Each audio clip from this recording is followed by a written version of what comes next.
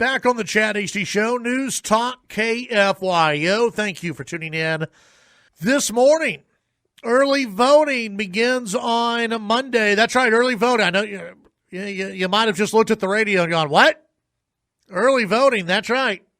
In the runoff elections here in Texas. Joining us on the phones right now, Justice Larry Doss, who is seeking election to the 7th Court of Appeals. Justice Doss, good morning. How are you today?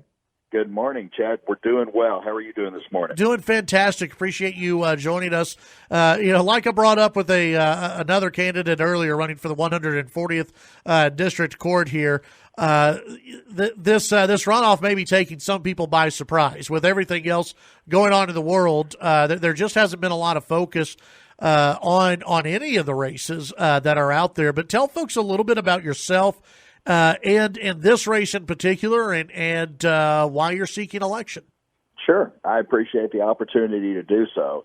I live in Lubbock, have lived in Lubbock for the last 23 years. Actually was with the law firm of Mullen, Hort & Brown. And in October of this year, the governor's office reached out to me and said, hey, we've got an opening on the Court of Appeals. We noticed you haven't applied for the position. Would you be interested in applying? Of course, I was interested. I had 20 years of appellate experience representing businesses and families in that court in particular. I applied for the position. The governor appointed me in November.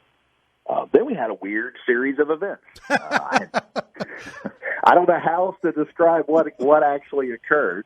Everybody shows up for Election Day on the March primary, and we vote. We're waiting for results, and I ran well in Lubbock and down in the South Plains area.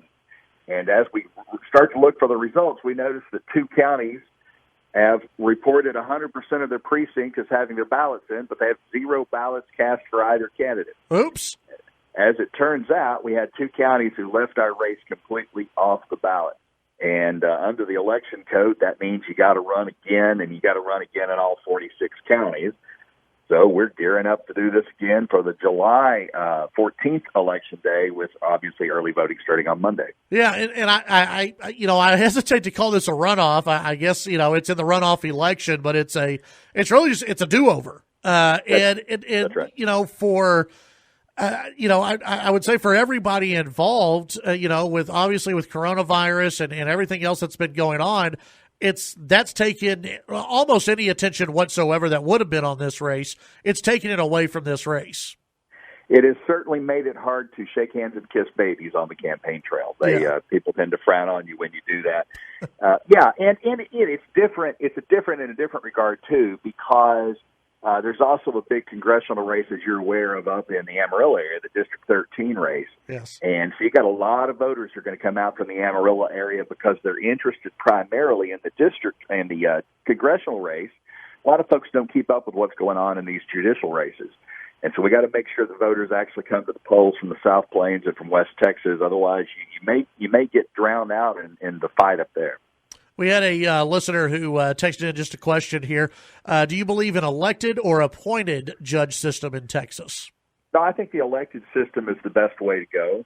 It's certainly the system we've had for more than 100 years now. It's just a matter of making sure that voters actually vote. And the real challenge on getting the message out is having the candidates get information out on how to actually make a decision on who is the best qualified judicial candidate. Right. We spent a lot of time focusing on the best candidate for a legislative position, for making law, but that's really not the job of the judges. The judge's job is to apply the law based upon the way the law is written.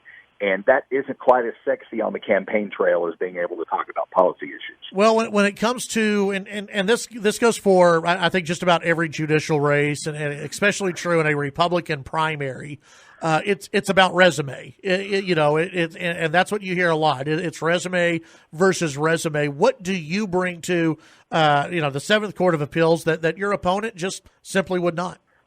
Sure. Well, first of all, I'm the only one with any judicial experience. I've been serving on this court since November. But in addition to that, I worked in chambers for Judge Sam Cummings in the federal district court side for 2 years right out of law school. As a part of that, I drafted opinions that the court signed every day. We did research. We applied the law. Judge Cummings certainly isn't ever thought of as a liberal in anybody's circles, I don't think. I think something else that's very important is that as a part of my 20 years of appeals experience, I'm the only one in the race who's ever handled an appeal involving businesses, family law issues, or property. And I think those are the things that affect our citizens on a day-to-day basis a whole lot more than certainly anything else that we may run into in our lives. Yeah, absolutely. Early voting begins on Monday. Tell folks where they can find out more about you and your campaign. Yes, my website location is www.dosfortexas.com. I set out my qualifications there. I set out my very lengthy list of endorsements. You can also look on Facebook at Justice Larry Doss, where we show you some of the things that we're working on for this campaign and to get voters out for Election Day. All right. Excellent. Justice Larry Doss, appreciate you taking some time today to reach out to us. Let's visit again before Election Day. Absolutely. I look forward to it. I appreciate you. All right. Thank you. That's Justice Larry Doss here on the Chad Hasty Show. For the 7th Court of Appeals, you can visit his website, Doss, that's 2 S's, DOS4Texas.com, all spelled out, DOS4Texas.com.